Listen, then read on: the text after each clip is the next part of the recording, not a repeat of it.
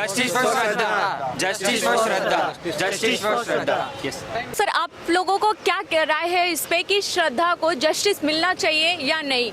मिलना चाहिए। जस्टिस तो मिलना ही चाहिए, इसमें कुछ किसी ये की जान गई है, लाइफ गया किसी का, तो मिलना ही चाहिए। तो आप इस पे भी क्या, जैसे कि श्रद्धा के पिता का मांग है कि फांसी होना चाहिए, तो इस पे आप सबको क्या राय है? क्या उसे फांसी मिलना चाहिए या कोई और सजा मिलना चाहिए? ये तो जुडिशरी का टेक ऑन है, वो जब जाएगा कोर्ट में केस जाएगा उस टाइम पे वो देखेंगे। हम तो बोल सकते हैं कि उसको बुरी से बुरी या कड़ी से कड़ी सज़ा जो है कॉन्स्टिट्यूशन हमारे लॉज में मिले, ताकि ऐसा इंसिडेंट दूसरी बार नहीं हो। सीधी सी बात है, ये तो हम चाहते ही हैं, सीधी सी बात है। तो आगे जो होगा, हम डिमांड तो यही करते हैं कि स्ट्रिक्ट से स्ट्रिक्ट एक्शन हो, बस यही। तो जस्टिस मिलना चाहिए। Yes, justice for Shraddha. Yes, we are like, हम लोग को ये बोलना है सबको, सबका यही मानना है कि हम लोग यही चाहते हैं कि श्रद्धा को जस्टिस मिले। तो जस्टिस फॉर श्रद्धा। और हम उनसे पूछते हैं कि श्रद्धा मर्डर केस के बारे में कि आफ्ताब जैसे इंसान के साथ क्या करना चाहिए। एक्चुअली ये न्यूज़ पढ़ा मैंने यूट्यूब और न्यूज़ के ज़रिए पढ़ा, नहीं सर, लेकिन ये हुआ बहुत गलत हुआ है। जी सर। और मुझे मेरा ऐसा हार्ट फीलिंग है कि वो लेडी को इंसाफ मिलना चाहिए, बिकॉज ऐसे क्रिमिनल लोग ऐसे छूटने नहीं चाहिए। बिकॉज नेक्स्ट टाइम जैसा कोई करने वाला आदमी 10 बार सोच सकता है कि भाई ये गलत है। अभी श्रद्धा मेरी बहन जैसी ही है, तो उसके बारे में बुरा नहीं सोचूंगा, बट उसने जो किया है वो बहुत ही, इतना बोलते ना, इतना हद तक कोई गिरने वाला आदमी नहीं है। इतना वो, इतना 35 पीसेस किया है, मीन्स इतना उसने एकदम बोलते ना शॉकिंग, अनएक्सपेक्टेड है वो, एकदम यही नहीं है। तो मेरा तो ऐसा ही यही रहेगा कि ऐसे लोगों की सख्त से सख्त सजा होनी चाहिए, और इतना ऐसा ये मिलना चाहिए कि आगे कोई ऐसा कोई क्राइम कर ना सके। बस यही मेरा ये है आपसे। जी सर। और सर, लिविंग रिलेशनशिप जो है वो, उस पे आप कितना एग्री है? जैसे कि न्यायालय ने तो दे दिया परमिशन, लेकिन आप क्या, इस पे आपकी क्या रिएक्शन है कि ये करना चाहिए लिविंग रिलेशनशिप को या फिर बैन करना चाहिए? कैसा होता है ये लिविंग रिलेशनशिप, अभी ये थोड़ा मॉडर्नाइजेशन हो गया है, इसके पहले ये सब ये होता नहीं था। बट अभी कैसा है कि लड़का लड़की को थोड़ा फ्रीडम मिलता है, तो ये फुल्ली यूटिलाइज करते हैं। बट मेरा यही है कि ये मामले में लड़की लोगों ने भी सोचना चाहिए कि सामने वाला लड़का कितना क्या कर रहा है, कैसा है, क्या है, उसका पूरा हिस्ट्री लेना चाहिए। बिकॉज कैसा होता है कि अभी ये लिविंग रिलेशनशिप में दोनों का ही एंगल से पॉजिटिव थिंकिंग होना चाहिए कि लिविंग रिलेशनशिप चाहिए कि नहीं चाहिए। बट मेरे हिसाब से तो लिविंग रिलेशनशिप इज़ बोलते ना उसको, अभी जैसे एग्जांपल यही है, श्रद्धा का तो वैसा ही हुआ है ना, ये लिविंग रिलेशनशिप से ही हुआ। जैसे ना, अगर वो इतना ये नहीं करते थे तो इतना आज केस आगे बढ़ता नहीं था ये। तो लिविंग रिलेशनशिप पे बंद करना चाहिए या ये मेरा पर्सनल थिंकिंग है। जी। हाँ। और सर, माँ बाप पे आप क्या कहना चाहेंगे कि इसमें श्रद्धा के केस में कितना गलती माँ बाप की है? नहीं, माँ बाप की गलती नहीं। कैसा होता है कि अगर एक बार जब ये कोई जॉब के लिए अगर बाहर जाता है तो उसमें माँ बाप का कुछ गलती है ही नहीं है, क्योंकि क्या है, माँ बाप कहाँ तक कंट्रोल करेंगे? जब तक उनके कस्टडी में रहेगा तभी वो कंट्रोल कर सकते हैं। लेकिन अभी जब उनका जॉब के हिसाब से बाहर जाते हैं तो माँ बाप उसमें क्या कर सकते हैं? अगर वो टाइम पे अगर डैडी की उसकी बात अगर मानती थी तो आज ये बात इधर तक नहीं पहुँची थी, क्योंकि उसके डैडी ने भी बहुत कंट्रोल किया। लेकिन अभी उसको उनके साथ ही उनको रिश्ता बनाना था, उनको साथ ही रहना था, तो आई डोंट नो वो कुछ कर नहीं सकते, बिकॉज वो उसका ये था ना इसके लिए। सर, जैसे बात की कि आप अगर वो अपने डैड की बात सुन लेती तो आज वो जिंदा रहती, आपका ये कहना था? राइट, ये है। थोड़ा क्या ऐसा होता है कि देखो, कोई भी माँ बाप अपने बेटी का बुरा नहीं चाहेंगे, तो लेकिन अभी ये कैसे होती है कि थोड़ी इनको भी फ्रीडम मिला तो उन लोगों ने थोड़ा उनका भी मिसयूज़ किया। वो टाइम पे अगर वो माँ बाप की अगर बात मानती तो आज ये नौबत नहीं आती थी। ये बताइए कि आफ्ताब जैसे जिनके साइकोलॉजी और बीमार लोगों के साथ क्या करना चाहिए, जो कि दरिंदगी बोलते हैं ना, कि एक बॉडी को 35 टुकड़े करना, तो ऐसे साइकोलॉजी इंसान के साथ क्या करना चाहिए? मैं तो कह रहा हूँ उसको तो इतना सजा देनी चाहिए, उम्र कैद की सजा देनी चाहिए, क्योंकि जितना तड़पा के मारोगे उसको तब समझ में आएगा कि भाई तूने जो 35 टुकड़े किए, तब समझ में आएगा तूने कितना गलत किया। और देखो क्या बताया जाए कि रिलेशन के मामले में मैं बताऊं तो यार देखो, हर चीज़ दो पहलू से होती है। अगर लड़का लड़की को चाह रहा है, लड़की लड़के को चाह रहा है, पहले परख ले। प्यार एक तरफा नहीं होता, दोनों तरफा होना चाहिए। और आफ्ताब को तो जितनी सज़ा होनी चाहिए वो ही बहुत कम है। तो जैसा कि अपने यहाँ पे रिलेशनशिप बोलते हैं, लिविंग रिलेशनशिप, न्यायालय ने हमें डायरेक्ट दे दिया परमिशन कि आप लोग लिविंग रिलेशनशिप में रह सकते हो, तो इस पे आपका क्या राय है? क्या लिविंग रिलेशनशिप सही है या गलत है? देखा जाए तो सही भी है और देखा जाए तो गलत भी है, दोनों तरफ से 50-50। सही ये है कि देखो, अगर तुम्हें लगता है कि सामने वाला ऑनेस्टी है, लॉयल है मेरे लिए, तो आगे बढ़ाओ। और पहली बात तो देखो, इंसान को एक तरफ से नहीं जान सकते। जब तक आप उसके साथ रहोगे 1 महीने 2 महीने, तब उसके बारे में समझ सकते हो कि हाँ उसकी हरकतें कैसी, कहीं वो साइकोलॉजी तो नहीं है और थोड़ा साइको टाइप का तो नहीं है कि उसकी हरकतें अगर मैं कुछ मना करी तो वो उसके पीछे मारपीट करना चालू कर दे। सेम कंडीशन ऐसे हुआ आफ्ताब के लिए, उसने किसी चीज़ के लिए मना करी होगी, उस लड़की जो भी श्रद्धा उसका नाम है, तब उसने वो एक्शन रिएक्शन किया, तब मुझे ये लगा। जी, तो आप क्या कहना है कि उनको कैसी उम्र कैद दिया अच्छा है? या मेरे को तो उम्र कैद दो को, अगर ऐसे मार दोगे तो उसे समझ में नहीं आएगा। जब तूने 35 टुकड़े किए, चाहता तो एक बार में मारना चाहिए था, मगर उसने 35 टुकड़े तड़पा के मारा, तो मैं तो कहूँगा कि उसको उम्र कैद, जितना हो सके सजा, जितनी भयंकर सजा हो सके। तो इस सर जैसे आ जाए फैमिली पे, तो आप फैमिली पे क्या कहना चाहेंगे कि अगर माँ बाप सपोर्ट करे और किसी चीज़ में मना करे तो मान के उनके साथ रहना चाहिए?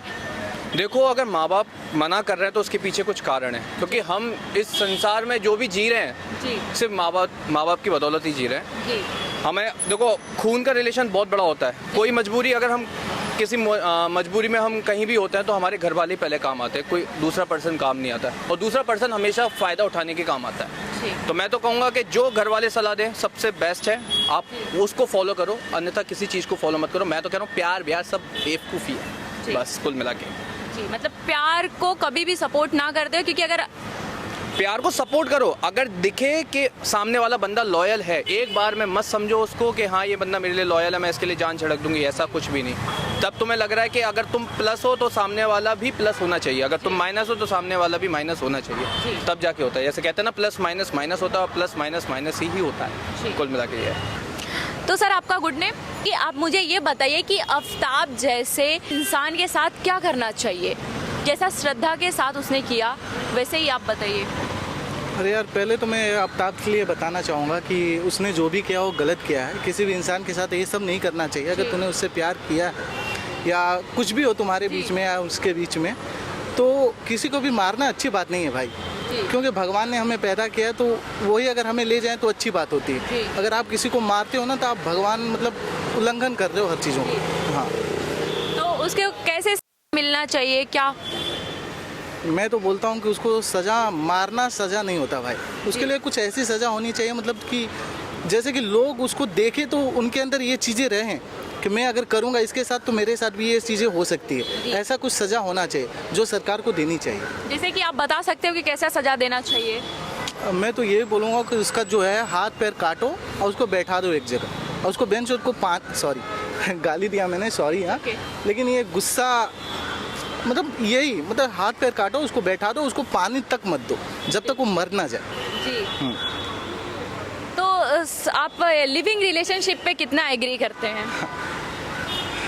मुझे तो ये बहुत फालतू की चीज़ें लगती हैं एक्चुअली। जी मेरे कहने का मतलब है, एक अननोन बंदा जी अगर आपको लिविंग में बुला रहा है जी तो आपको जाना ही नहीं चाहिए, पहले तो ये बात है। जी। और ये सब चीज़ें ना, अगर कुछ भी है तो आप डायरेक्ट माँ बाप के पास जाओ ना। माँ बाप जो है, जो भी सोचते हैं आपके लिए वो अच्छा ही सोचते हैं। जी। तो मेरे लहजे से ये लिविंग रिलेशनशिप में बहुत फालतू की चीज़ें, ये सब किसी को भी नहीं करनी चाहिए। जी। आफ्ताब जैसे इंसान के साथ क्या करना चाहिए, जैसा कि उसने श्रद्धा के साथ किया, उसके बॉडी के 35 टुकड़े किए, वैसे ही उसको क्या होना चाहिए? देखो, जो अभी तो जो केस ऑलरेडी पुलिस इन्वेस्टिगेट कर ही रही है, सीधी सी बात है।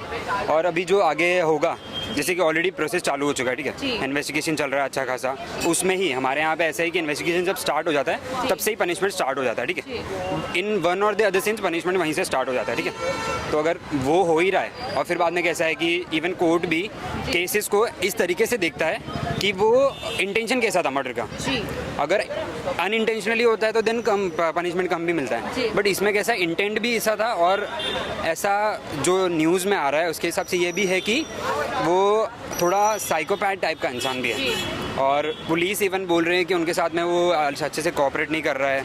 तो इतना सब होने के बाद में अभी कोर्ट भी अपने साइड से चीज़ों को देखते हैं। और जब ऐसे मैंने इतना पढ़ा है जिसके हिसाब से कोर्ट इस तरीके से चीज़ें जो ऑब्जर्व करता है उसमें rarest of the rare cases में उनको डेथ पेनल्टी भी मिलती है, ठीक है। लाइफ इम्प्रिजनमेंट वगैरह तो मिलता ही है ऐसे केसेस जो होते हैं। तो उसमें मेरे हिसाब से जो प्रोसेस है हमारे जुडिशरी पुलिस पूरे डिपार्टमेंट में ये प्रोसेस है, उसमें आराम से पनिशमेंट मिलने का, उस चीज़ में कोई दो राय नहीं है। बट ये है कि उसमें जो दोनों को जो फीमेल है उनको काफ़ी मेंटली इश्यूज हुए थे उसमें। मतलब मैंने जो रीड किया है उसके हिसाब से 2020 में उन्होंने कंप्लेंट भी डाला था पुलिस में, आपको भी पता होगा शायद। हाँ यहाँ पे जब मुंबई में रह रहे थे तब उन्होंने कंप्लेंट डाला था, उसने धमकी यही दिया था कि पीसेस में कट कर देगा वो। उस टाइम पे अगर पुलिस ने रिएक्शन क्यों नहीं लिया, आप इस पे क्या कहना चाहेंगे? मैं यही बोल रहा हूँ कि पुलिस का भी कैसा है कि हमारे यहाँ पे हम जानते हैं कि land to population to police ratio जो है बहुत कम है। तो ऐसे केस हर कोई किसी को धमकी देता रहता है, तो पुलिस भी हो सकता है कि कभी नहीं लिया हो। हमारे यहाँ पे कैसा है मुंबई पुलिस को हम जानते हैं कि काफ़ी एक्टिव है ही, तो उस चीज़ को थोड़ा सीरियसली ले सकते थे। अभी किसी ने लिया भी हो या फिर जो भी रीज़न हो नहीं ले पाए उसकी वजह से ही आगे हुआ है। और मेरे हिसाब से कि सोसाइटी का इसमें बहुत बड़ा रोल है कि श्रद्धा ने जो फेस किया, उसके फैमिली उसके दोस्त उसको उस टाइम पे स्टार्टिंग में सेफ बचा सकते थे कि उसको बोल सकते थे कि ऐसे टॉक्सिक रिलेशनशिप में नहीं रहना है। इफ़ दोनों पर्सन ऐसे नहीं रह सकते अच्छे से, जहाँ पे कि समझो कि लड़का और लड़की दोनों झगड़ रहे, तो फिर बाद में फ्रेंड्स का ये रोल बनता है कि उनको अलग कर दे, फैमिली वालों का भी। जब अगर वहाँ पे स्टार्टिंग में ही उनको अलग कर देते थे, ये जो रोल था हमारी सोसाइटी का, हम का अपरा अपना जो रोल था, अगर हम लोग ने उसको अच्छे से किया रहता, फ्रेंड्स ने बोला रहेगा कि टॉक्सिक में रिलेशनशिप में क्या होता है, रेड फ्लैग्स होते हैं, वो चीज़ को ध्यान रख के हम लोग को अलग हो जाना चाहिए। अगर श्रद्धा ने वैसा किया होता तो शायद हम उसको कहीं और किसी के साथ खुश देखते थे।